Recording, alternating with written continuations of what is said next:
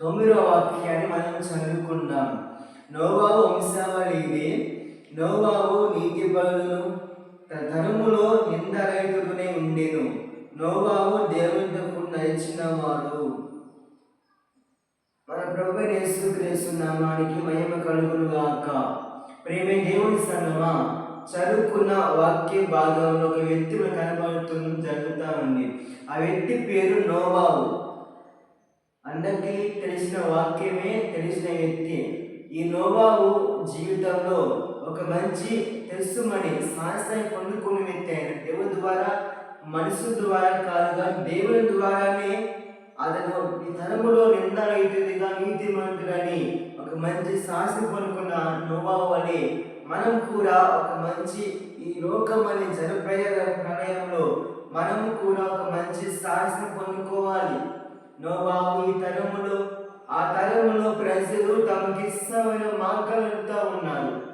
న్యాయాధిపతులను మనం గమనించినప్పుడు అక్కడ న్యాయపడిన మాట ఏం చేసిన దేవుని సంగమా, ఆ దినమున ఇశ్రాయేలుకు రాజు లేనందున ఎవరికి వారు న్యాయమైంది.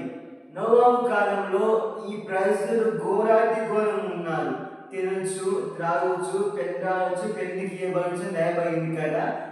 కానీ ఈ నోవాహు అంతమంది మనుషుల మధ్య ఈ నోవాహు గొప్ప సాహసం పొందుకునే వ్యక్తి కదా. తన కుటుంబాన్ని నశించుకునే వ్యక్తి ఆయన.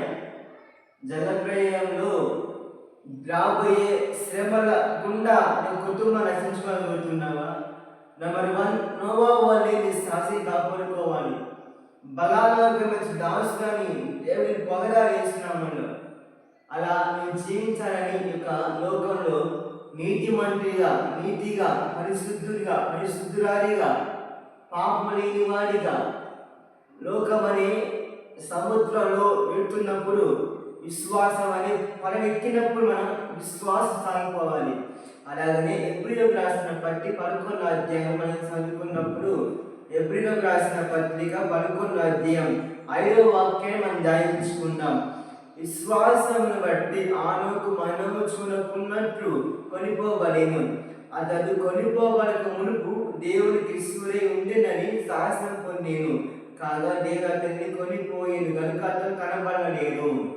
ప్రియమైన దేవుని సంగమా, నెంబర్ 1, నోవాహు జీవితంలో జలప్రలయం వచ్చినా కానీ ఆ తరములో ఆ ప్రజల మధ్య ఏ విధంగా ప్రకాశించారు.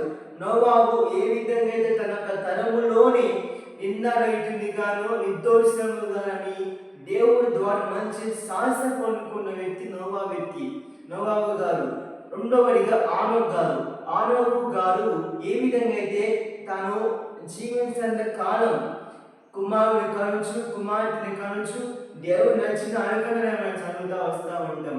కానీ ప్రేమ దేవుని సంఘం వింటున్న వాక్యం ఈ రోజున యేసుక్రీస్తుని అనుసరించే మనం కూడా నోవాహు గారి వలె, ఆనోకు గారి వలె ఒక మంచి శాసనం పొందుకోవాలి. అపోస్తలుడు పౌలు గారు అంటారు కదా, క్రీస్తుకు మేము సువాసనగా ఉన్నామని రాయబడింది. ఈ రోజున మనం కాపాడుకోవాల్సింది ధనాన్ని కాదు, మనం కాపాడుకోవాల్సింది సౌందర్యాన్ని కాదు, మనం కాపాడుకోవాల్సింది ఈ భూ సంబంధమైనటువంటి వైభవాలు, భూ సంబంధమైనది కాదు. కానీ మనకు కాపాడుకోవాల్సింది అంతవరకు దేవునాకు కాపాడుకోవాల్సింది ఏంటంటే సాస్యము. నువ్వు తెలుసుమని నీ సాస్యం ఎలా ఉంది? నీ జ్యోతిని ప్రకాశిస్తున్నావా లేక ఆరిపోతున్నావా? నీతి మంత్రులు ప్రకాశించడం న్యాయబద్ధి కదా. ప్రేమేందిన విశ్వాసులారా, నోవాహు గారి వారి, ఆనోకు గారి వారి ఒక మంచి శాసనం పొందుకొని ఆయన రాజ్యం మనం చేరుకోవాలి. దీని యొక్క ఉద్దేశమై ఉన్నది. శాస్త్రాన్ని కాపాడుకోవాల్సింది శాస్త్రం కాపాడుకో. నీ ప్రవర్తన చూసి నీ భర్తను కాపాడుకోవచ్చు అని యజమాని నీ యొక్క వాక్యం లేకుండానే అని చదువుతున్నాం కదా.